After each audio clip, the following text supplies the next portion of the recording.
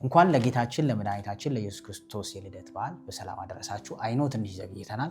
ከዛ ውጭ ግን ፐርሰናል ዴቨሎፕመንት ክላስ መውሰድ የምትፈልጉ ሰዎች የግል ክላስ ወይም ፕራይቬት ክላስ ዙም ላይ መውሰድ የምትፈልጉ 0948 48 63 ላይ መደወል ትችላላችሁ። ሰብስክራይብ አድርጋችሁ ጀምሩ።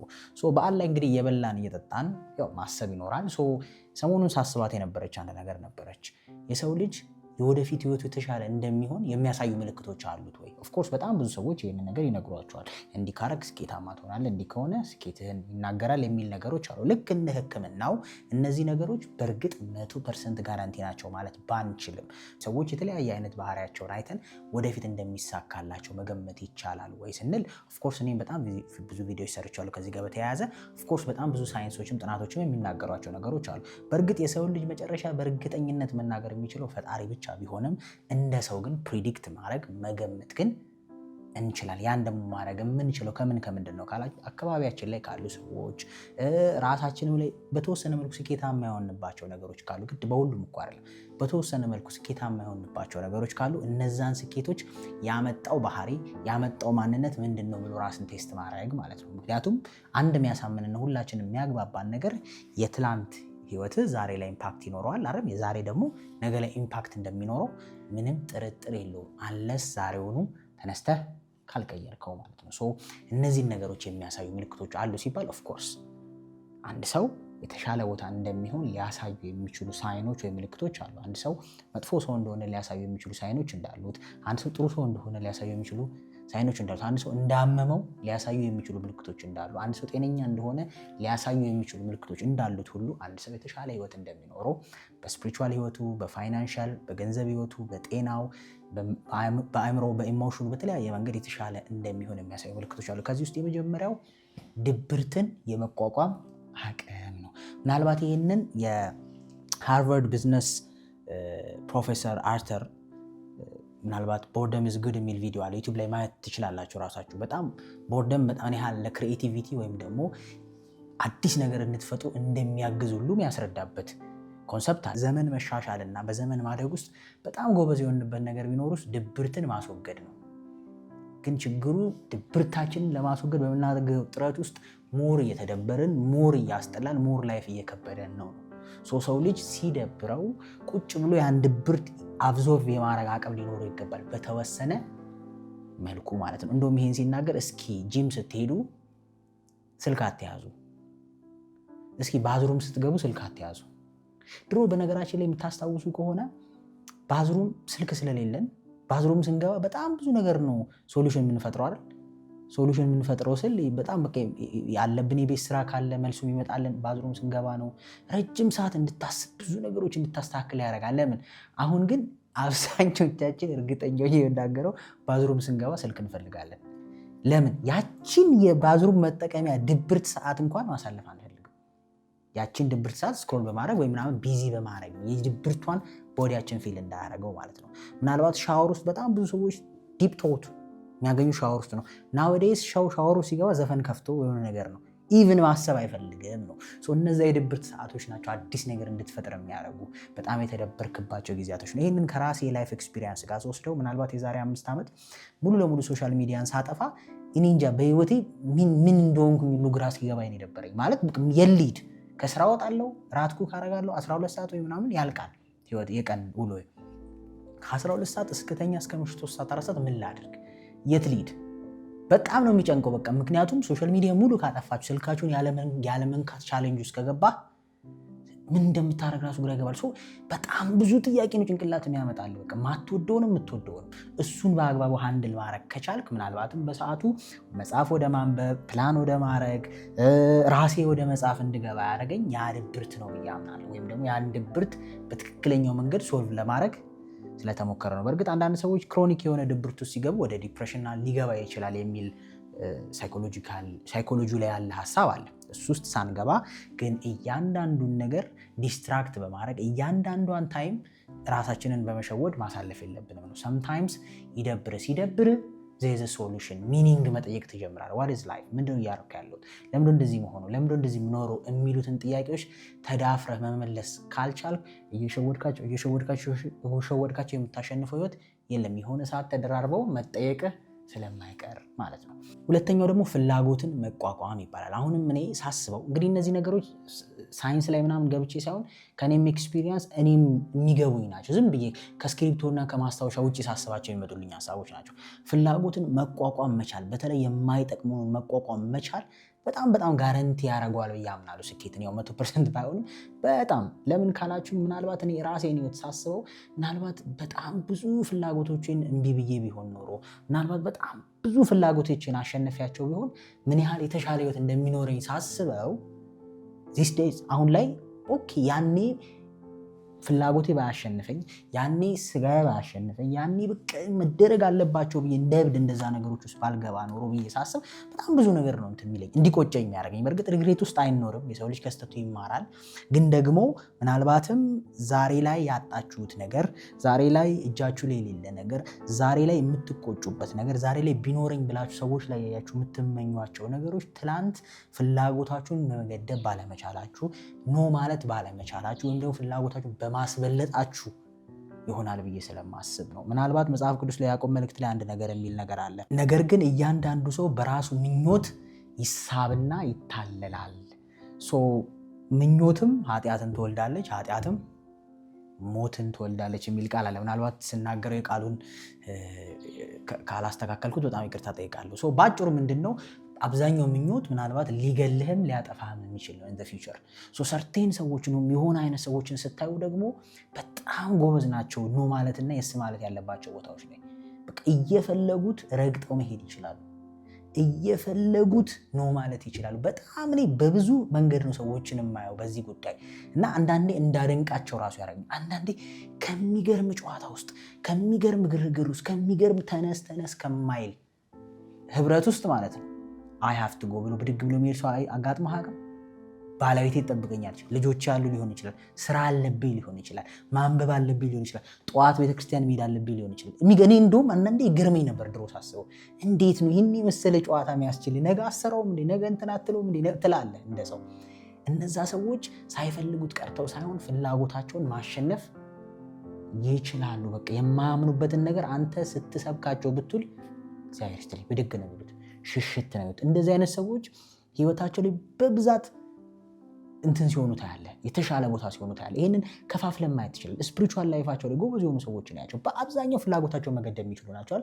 መብላት እየፈለጉ የማይበሉ ናቸው። ጾም ካለ ከሃይማኖታቸው ውጭ ሊያደርጋቸው የሚችለው ወይም ከሃይማኖታቸው ከመንፈሳዊነታቸው ስርዓት የሚያስወጣቸውን ነገር ነው ብለው ተሻግሮ መሄድ የሚችሉ ናቸው። በቃ እነዚህ ሰዎች ጥሩ ኑሮ እንደሚኖሩ ታምናለህ። በመንፈሳዊ ህይወታቸው እስከ ትዳር ድረስ የሚጠብቁ ሰዎች አሉ። ታውቃለህ፣ መንፈሳዊ እንትናቸውን ጠብቀው ሳይፈልጉ ቀርተው ነው። ለአንተ የተሰጠ የስጋ ፍላጎት ለእነሱ አልተሰጠም። በደንብ የተሰጠው ኖ ማለት ችሏል። ፍላጎታቸውን ተቋቁሞ ማለፍ ችሏል። ፊዚካሊ መብላት አያምራቸውም። ጀንክ ፉድ አንዳንድ ሰዎች ኤክሰርሳይዝ ማድረግ ብዙ ነገር የምትፈልጋቸውም ነገሮች አሉ። እነሱን የመቋቋም አቅም ያላቸው ሰዎች የተሻለ ፊዚካል እንትን ላይ ታገኛቸዋል። ኢሞሽናል ላይ ስታየው፣ ፋይናንሻል ነገርም ላይ ስታየው በጣም በግልጽ ነው የሚታየው። በጣም ብዙ ዩኒቨርሲቲ ስንማር ጀምሮ ግማሹ ከበር መልስ ሲጠጣ ሲዝናና፣ አንዳንዱ ደግሞ ስራው ላይ ምን ላይ ኢንቨስት እያደረገ የተሻለ ቦታ የሆነ ሰው አለ። ሳይፈልግ ቀርቶ ነው መብላት።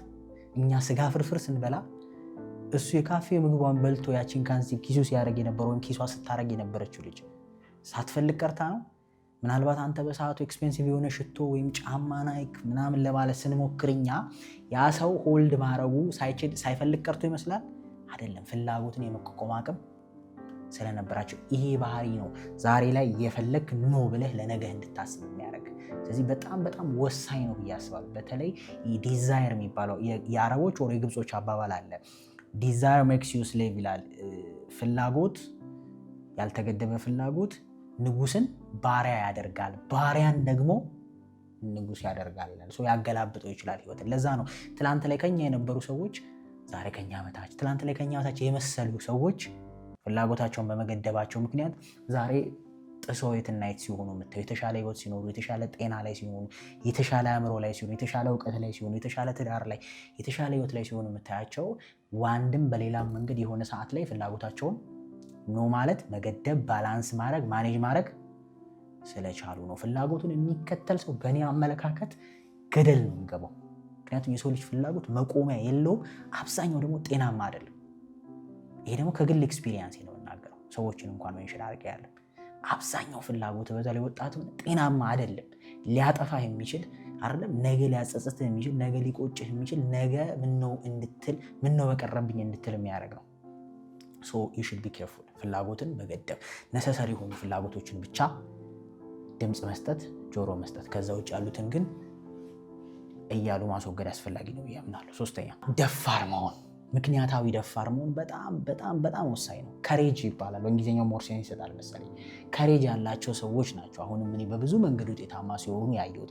ምናልባት እናንተም የተሳካላችሁ ቦታ ካላችሁ ስላለፈራችሁ ሳይሆን ፍርሃታችሁን አሸንፋችሁ ደፍራችሁ ስላረጋችሁት ያን ነገር የተሻለ ቦታ የወሰዳችሁት። ከሬጅ ማለት ወይም ደፋርነት፣ ምክንያታዊ ደፋርነት ማለት አለመፍራት ማለት አይደለም። የሰው ልጅ ሁሉ ይፈራል አለስ አእምሮ ላይ የሆነ ነገር ከሌለ በስተቀር። ፍርሃት የሰው ልጅ ናቹራል የሆነ ተፈጥሯዊ የሆነ ባህሪው ነው። ለምን ካልከኝ ፍርሃት ሲግናል ነው፣ ሰርቫይቭ እንድታረግ እኮ አይደል፣ ከአደጋ እንድትጠበቅ አእምሮ አንተን የሚያስታውስበት መካኒዝም ነው። ከፎቅ እንዳትወድቅ፣ እንስሳ እንዳይበላ አይደል፣ የሚወጋ ነገር እንዳይወጋ፣ ሊያጠፋ ሊጎዳ የሚችል ነገር አንተ እንድትቆጠብ ፍርሃት የሚባል ነገር ሰጥቶናል። ምናልባት ፍርሃት ባይኖር ኖሮ አስበዋል የሰው ልጅ ምን ሊሆን እንደሚችል። ሙሉ ለሙሉ ፍርሃት ባይኖር እኮ አዶን ነው ምን ሊያስቆምህ ይችላል? ራስን እንድትጠብቅ ራሱ የሚያደርግህ ቤት እንድትሰራ፣ በኢቮሉሽን እንኳን ብታይ ሰዎች ቤት እንዲሰሩ፣ መጠለያ፣ ራሳቸውን ፕሮቴክት እንዲያደርጉ፣ ለነገ ምግብ እንዲያዘጋጁ የሚያደርገው ዲፕዳውን ፍርሃት ነው። ነገን ማሰብ ማለት ነው። ሶ ቤዚካሊ ፍርሃት ጤናማ ነው። ግን ያንን ፍርሃት ሳይኮሎጂካል ሆኖብህ ረተኛ ሰዎች ምድር ላይ በሌለ ወይም ኤግዚስት በማያረግ ፍርሃት ወይም አእምሮ ውስጥ በፈጠርከው ፍርሃት ታስረህ ግን መሆን ያለብህን ማድረግ ያለብህን ማድረግ ሲያቅትህ ኢማጂን። ደፋር ሰዎች ስንል ያንን ፍርሃት ለተሻለ ምክንያትና ለተሻለ ውጤት ማሸነፍ የሚችሉ ሰዎች ናቸው። ምናልባት ደፋር ብለህ የምታስበውን የትኛውንም ሰው ብታመጣው ከኋላው ፍርሃት አለ። ግን ፍርሃቱ በላይ የሚሄድበት ምክንያት ጠንካራ ነው። ያንን ማመን የሚችል ሰው ነው ደፋር የሚባለው ሰው። ምናልባት ቢዝነስ መጀመር አያስፈራም? በደንብ ነው የሚያስፈራው። ባለች ብር እጅ ላይ ባለች ብር ቢዝነስ መጀመር በጣም ነው የሚያስፈራው። ግን እነዛ ቢዝነስ የጀመሩ ሰዎች የተሻለ የሚበልጡ እየፈሩ ማድረግ ይችላል። እየፈሩ ኮንተንት ክሬት ማድረግ በጣም ነው የሚያስፈራው። በጣም ካሜራ ፊት መቀመጥ ለጀጅመንት ራስን ማስጣት ነው። ግን እየፈሩ የሚያደርጉ ሰዎች ናቸው። በጣም የማይፈሩ አይደሉም ሰዎች። እንደውም ይሄን ነገር ከመንፈሳዊ ጋር ላገናኘውና የሰው ልጅ ችግር በመንፈሳዊ አይ ቲንክ ዲያቆኔ ነው ካይለ ወር የሆነ ሰው ሲያወራ ነው የሰማሁት። ሰዎች ቤተክርስቲያን መምጣት ያለባቸው ወይም ወደ ሐኪም ቤት መሄድ ያለባቸው እኮ ከዳኑ በኋላ አይደለም ለመዳን ነው የምትሄደው። ሰው ቤተክርስቲያን የሚሄደው ለመዳን ነው የሚሄደው። ከዳንክማ ምን ያደርግልሃል? ግን የአብዛኞቻችን ችግር አለ ከዳንን በኋላ ነው ቤተክርስቲያን መሄድ የምንፈልገው። ያለብንን ኃጢአት ከተውኖ በኋላ ነው ቤተክርስቲያን መሄድ የምትፈልገው። ረዳኛለሁ። ሰው ስራም መስራት የሚፈልገው ድፍረት ካገኘ በኋላ ነው ሀሳቡ። የሆነ የሚያደፋፍር ነገር ካገኛለህ እየሰራህ ነው የምትዳፈረው። መስራትህ ነው ድፍረት የሚሰጥ። ሶሻል ሚዲያ ላይ መስራት የምትፈልግ ከሆነ መቅረጽህ ነው ድፍረት። እየደበረ መቅረጽህ ነው ድፍረትህን የሚያዳብረው። እኔ ምናልባት ብዙ ጊዜ ነግሬያችኋለሁ፣ እንደኔ ካሜራ የሚፈራ ሰው አለው ነው ያላስብም። እኔ ሰዎች ፊት ማውራት አልፈራም። ከልጅነት ሳስተምር ነው ያደግኩት። ካሜራ ግን ፎር ሰም ሪዝን አይመቸኝ። ረጅም ጊዜ የማይመቸኝ ለለምዶ ያልቻልኩት የነበረ ካሜራ ብዙ ሰው ምንም አሁን ዛሬ ካሜራ ፊት ቁጭ እየሳወራ ሰዎች ጋር እንግድነት ተጠርቼ ፖድካስትም ላይ ቤት ጉዳይ አይደለም 10ም ካሜራ ቢኖር አሁን ግን ያመጣው እየፈራው ማስተማሪ ወይም የማቀው ነገር ሶሻል ሚዲያ ላይ ሼር ማድረግ ስለበለጠብኝ እየተሳቀቅኩ እየተንቀጠቀጥኩ ድምጽ እየተስረቀረቀ ረጅም ጊዜ ቪዲዮ ለመቅረጽ እየፈለኩኝ እየፈራው ስተው እያበራው ስቀርጸው ድምጽ ያስጠላኝ እያበራው ስተው ሐሳብ አይመችም ስል በጣም በብዙ ስቃይ ውስጥ ነው በድፍረት መስራት። በዚህ ውስጥ የተረዳሁት ነገር ምንድነው ካልከኝ ደፍረህ ማድረግ እየፈሩ ፍርሃትን as a part of you ማየት። ፍርሃት ሊያስቆምህ የመጣ ነገር ሳይሆን ሰው ስለሆንክ ያለ ነው። እሱን አክሰፕት አድርጎ ለተሻለ ውጤት ምናልባት እንዲሁ እንደ ሰው ስታስበው ከኋላ 10 አንበሳ እየመጣብህ ነው፣ ከፊት አንድ ጅብ አለ ወይም አንድ ዘበኛ ወይ ሽጉጥ የያዘ ሰው አለ እንበል። ሁለቱም ያስፈራል አይደል? ግን የትኛውን ነው የምትወስነው? ሞስት ፕሮባብሊ እንደ ሰው ካሰብከው ከፊት ያለውና ለምን ካልከኝ ቻንስ አለ ሰርቫይቭ ማድረግ አይደል? የኋላውን ግን አይታሰብም 10 መድኃኒዓለም ካልደረሰልኝ የፊቱንም ካልደረሰልኝ በርግጥ ግን ዞሮ ምን ነው ሁሉም ነገር ያስፈራል። ፍርሃትን ማሸነፍ የምትፈልጉ ከሆነ የተሻለ የሚያስፈራው ጸጸት ነው። የተሻለ የሚያስፈራው እድሜ ከሄደ በኋላ ምን ነው ባረኩት እያሉ መቆጨት ነው የተሻለ የሚያመው።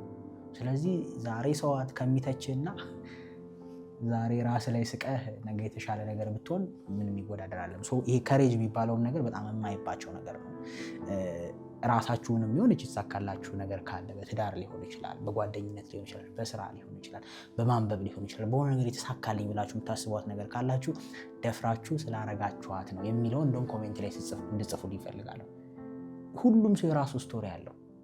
ተረተኛ ሁሉም ሰው ከሀገር የሚወጣ ሰው ካየው የራሱ የደፈረባት ቦታ አለ። እየተሳቀቀ እኔ እንዲወጥቼ የት ነው ስራ ማገኘው እያለ ሁሉም ሰው የሆነች ፖይንት ላይ እየፈራ ግን የወሰናት ውሳኔ ነች ህይወቱ ላይ ለውጥ የምታመጣው።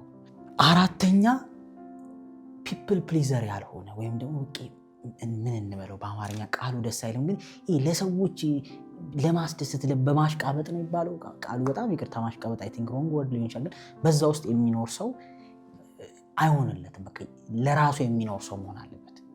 ይሄ አሁን ብዙ ጊዜ ስኬታማ ሰዎች ብዙ ነገር ካያቸው የሚያሽቃብጡ ሰዎች አይደሉም። የሚያሽቃበጥ ሲባል አይ ዶንት ኖ ወርዱን አልወደድኩትም፣ ግን ምንም ይገልጽልኝ ነገር ስላጣው ነው። ፒፕል ፕሊዘር ማለት ነው በአማርኛው ሰዎችን ለማስደሰት የሚጠር ሰዎችን ለማስደሰት ሲባል ኢን አ ፖዚቲቭ ወይ አይደለም። ስለሚፈራ በእነሱ ቫሊዴሽን ስለሚፈልግ በእነሱ መደነቅ የራሱ ህይወት የሌለው ሰው ማለት ነው። ካለበት ኃላፊነት በላይ ካለበት ጫና በላይ ካለበት ብዙ ማቅ በላይ የሚያሳስበው የነከበደ ማለት ወይ የነከበደ አየለ እሱን እዛ ግሩፕ ውስጥ አክሰፕት እንዲያረጉት ማሰብ። በጣም ብዙ ሱስ ውስጥ የጠፋው በዚህ ምክንያት ነው።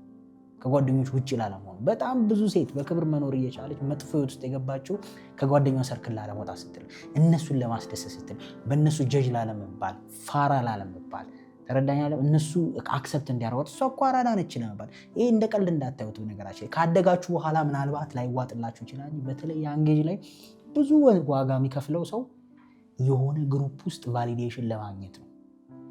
ማሽቃበጥ ማለት ነው። የሆነ ግሩፕ ውስጥ እንዲቀበሏት ከአቅሟ በላይ ቤተሰብ ማስጨንቀዋል አይደል? ለመልበስ መሞከሩ፣ ያልሆነ ቦይፍሬንድ መያዝ የሌለባት እንዳለባት እንዲመስላት ያደርጋታል አይደል? ማጨስ ከሌለባት ማጨስ፣ ብቻ በአጭሩ በራሷ ወይም በራሱ ኃላፊነት ማውስ የራሱ ህይወት ላይ ልክ ነው አይደለም እያለ ሳይሆን ሁለተኛ ልክ ነው አይደለም እያለ ሳይሆን ሰዎች ምን ይሉኛል የሚለው ብቻ የሚያሳስበው ማለት ነው። የምሬ ነው። ሰዎችን ለማስደሰት የሚጥር ሰው እኔም የተሻለ ቦታ ይሆናል ብዬ አላስብም ፐርሰናሊ። ይሄን ግን ስንል ሰዎችን ለማስደሰት ከሰርቪስ አንግል አይደለም። እሺ ከሰርቪስ አንግል አለ። ለምሳሌ አንድ ሰው ቢዝነስ ከፍቶ ከስተመሮቹ እንዲደሰቱ ማድረግ ማሽቃበጥ አይደለም። እንደዛ ሳይሆን የማያምንበትን አንድ ሰው ልክ ያልሆነውን አይደለም የማይወደውን ነገር ሰዎች ደስ እንዲላቸው ግን የእሱን ህይወት እኮ እያጠፋው ነው። እሱን እኮ ከዋጋ እያስከፈለው ነው። እሱ እኮ ትዳሩን እየበጠበጠበት ነው። እሱ እኮ ስራውን እየረበሸበት ነው። እሱ እኮ ህይወቱን በተለያየ መንገድ እንደሚጎዳው እያወቀ ግን አየለ ከሚቀየመኝ ከበደች ከምታኮርፍ እንትና ከሚል እያለ የሚኖር ሰው መቼም የራሱን ህይወት ሳይኖር ነው ከዚህ ምድር የሚሄደው። የሆነ ሰዓት የራስህን ኃላፊነት፣ የራስህን ህይወት፣ የራስህን መንገድ መምረጥም መጓዝም አለብን እያምናለሁ። ምናልባት ለዛ ነው ብዙ ጊዜ ቦታ የሆነ መንገድ ስኬታማ የሚሆኑ ሰዎች ካያቸው ሰዎች ዘንድ አንዳንዴ ጥሩ ነገር ላይኖራቸው ይችላል። የራሳቸውን መንገድ ስለመረጡ ብዙ ጊዜ በቃ ይታማሉ። እንዲህ ናቸው እኮ እንደዚህ ናቸው እንደዚህ ናቸው። እነሱ ነው የሚኖሩት ግን ኑሮ። ምክንያቱም አልፈለጉማ። አካብዴ ልትባል ትችላለ፣ ገብጋባ ልትባል ትችላለ። ገንዘብን ስለቆጠርክ ቋንቋና ቋጣሪ አይደለም ሰልፊሽ ማትባላቸው ነገሮች የሉ። ምን ስትሆን ሰዎችን ለማስደሰት ሳይሆን ልክና መሆን ያለበትን ነገር ለማድረግ ስትጥር። ይሄ ግን ማለት እንዳልኳችሁ ሰዎች ላይ አግሬሲቭ መሆን ሰዎችን እንትን ማለት ሳይሆን ጀነራሊ እዚህ ውስጥ የማታምን መጠጣት ማትፈልግ ከሆነ ፍቅረኛ ደስ እንዲላት ከሆነ የምትጠጣው እያሽቃበጥክ የሀፍቱ ሴይ ነው። አንቺም እንደዛው መጠጣት ማትፈልጊ፣ ማይሆን ነገር ውስጥ መግባት ማትፈልጊ፣ የሆነ ነገር ማድረግ ማትፈልጊ ከሆነ ያን አቋም ጸንቶ መናገር መተግበርም መኖርም ያስፈልጋል። የአቋም ሰዎች ናቸው እንጀራል ለማለት ነው። ከዛ ውጭ የመጨረሻው ብዙ ጊዜ ስኬታማ ሰዎች ላይ ያየሁት የዛሬን ሳይሆን የሩቁን ማሰብ የሚችሉ ናቸው። ሁሉ ጊዜ ለነገ ዛሬን ሳክሪፋይስ ማድረግ የሚችሉ ናቸው። ይሄ ደግሞ ቢ ፕሬዘንት ከሚባለው ሀሳብ ጋር የሚጋጭ ሳይሆን ለነገ ህልማቸው ለነገ ፊውቸራቸው ታማኝ የሆኑ ሰዎች ማለት ነው። ምናልባት ዛሬ ላይ ቆመህ ነገ ምን እንደሆነ አታይም አይደለም፣ ግን ነገን እንደሚሆን እያሰብክ ለዛሬ መታመን ማለት ነው። ህይወት ራሱ እንደዛ አይደለች አይደለም? መንግስተ ሰማያትን እኮ እያሰብክ ነው አይደለም ዛሬ ጥሩ ነገር ለማድረግ የምትሞክረው። ልክ እንደዛ ማለት ነው። ለነገ ህይወትህ ነው ዛሬ እዚህ ጋር ቤት የምትሰራው አይደል? መንግስተ ሰማያት ህይወት እሱ ነው፣ የጽድቅ ኩነኔ ህይወት አይደል? ነገ ስትሞት ለምታርፍበት ቦታ ዛሬ ተግባርህ ይወስነዋል ነው። ስለዚህ ዛሬ የምፈልገውን ካረኩ ነገ ያናጣለሁ ነው። ብዙዎቻችን ችግር እሱ አይደል?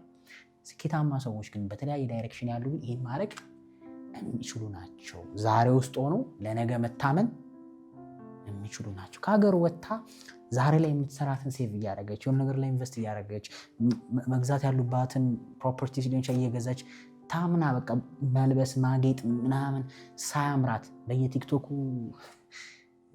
ለጉራ ጊፍት እናንትን በመስጠት ራሷን ሳትጎዳ ነገን እያሰበች የምትኖር ከሆነ ደፍነትሊ ነገ ለልጆቿ ነገ ለራሷ ቤተር ላይፍ መፍጠር ትችላለች። ይሄ ማለት ዛሬ ተጨነቅ ወይም ስትረስ ውስጥ ግባ ማለት አይደለም። ያንን ነገር እንግዲህ ማስረዳት አለብኝ ብዬ አላስብም። አንድ ነገር ስንል ሌላ ጋር አበላሹት ማለት አይደለም። ሶ ጀነራሊ ግን ስለ ነገ ማሰብ የሚችሉ ሰዎች ናቸው።